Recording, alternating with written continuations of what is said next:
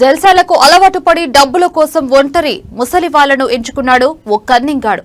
ఒంటరిగా ఉన్న వాళ్లను ఎంచుకుంటూ చైన్ స్నాచింగ్ చేస్తూ ఇతర రాష్ట్రాల్లో పేకాట ఆడుతూ ఎంజాయ్ చేస్తున్న దొంగను పోలీసులు చాకచక్యంగా పట్టుకుని కట్టకట్టలోకి పంపించారు. కరీంనగర్ జిల్లా వీణవంక మండలం కోర్కల్ గ్రామానికి చెందిన కోలిపాక రవి జల్సాలకు అలవాటు పడ్డాడని పోలీసులు తెలిపారు. దీనికి మహారాష్ట్రలోని గడ్బందూరును ఎంచుకున్నాడు. అక్కడ పేకాట ఆడుతూ డబ్బులు పోగొట్టుకున్నాడన్నారు. దీంతో ఈజీ మనీ కోసం ఒంటరిగా ఉంటున్న ముసలి వాళ్ల బంగారంపై కన్నేశాడు. గత కొన్ని రోజులుగా ఒంటరిగా ఉన్న ముసలి వాళ్లను టార్గెట్ చేశాడు. 5 చోట్ల చైన్ స్నాచింగ్ చేశాడు. వీణవంక మండలంలోని మామిడాలపల్లి, దేశాయిపల్లి, చల్లూరు, జమ్మికుంట, మానకొండూరు మండలం అన్నారం గ్రామంలో చైన్ స్నాచింగ్ కు పాల్పడి దాదాపు 14 తులాల బంగారం చోరీ చేశాడు.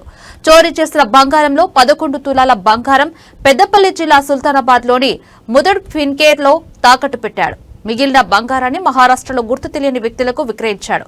అయితే పోలీసులు పెట్రోలింగ్ చేస్తున్నప్పుడు అనుమానాస్పదంగా కనిపించడంతో అతన్ని అదుపులోకి తీసుకుని విచారించగా అసలు విషయం బయటకు వచ్చింది.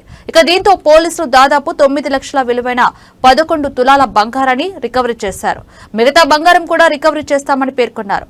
అనంతరం నిందితుడిని అరెస్ట్ చేసి రిమాండ్కు తరలించారు.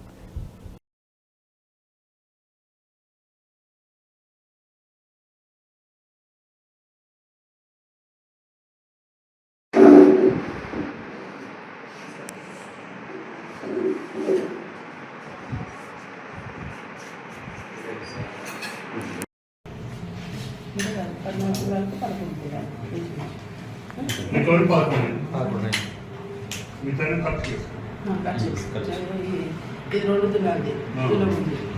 తులం 1 లక్ష రూపాయలు ఖర్చు పెట్టుకున్నాను తినడానికి. ఇది 10 గ్రాములు 5 గ్రాములు ఉంది. కరగ పెట్టుకున్నాను. 5 గ్రాములు దాచిపెట్టుకున్నాను.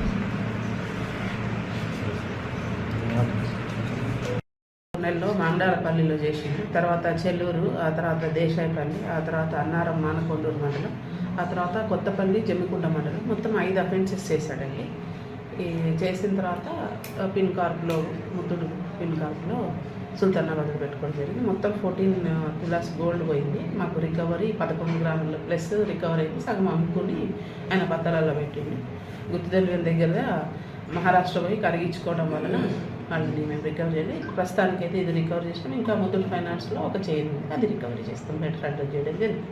ఒకటి మానకొండూరు, తర్వాత ఒకటి జమ్మికుంట, మిగతా 3 కూడా వీణవంక మండలంలో ఇతను పెద్దవాళ్ళ దగ్గర నుంచి స్నాచింగ్ చేసుకొని ఇంచుమించు 14 తులాల బంగారాన్ని స్నాచ్ చేయడం జరిగింది. ఇది తీసుకెళ్ళిన తర్వాత ఇతను ఏం చేస్తాడంటే ముత్తూట్ ఫిన్ కార్పు అండ్ ముత్తూట్ ఫైనాన్స్ సుల్తానాబాద్లో పెడతాడు. ఆయన భార్యకి ఏం చెప్తాడంటే నాకు కుదోబెట్టిండ్రు పత్రాలలో డబ్బులు ఇచ్చేది ఉండే అని చెప్పి ఆమె హెల్ప్ తీసుకొని వెళ్ళి అక్కడ కుదోబెడతాడు. కుదోబెట్టిన తర్వాత మళ్ళీ తీసుకొచ్చుకుంటాడు.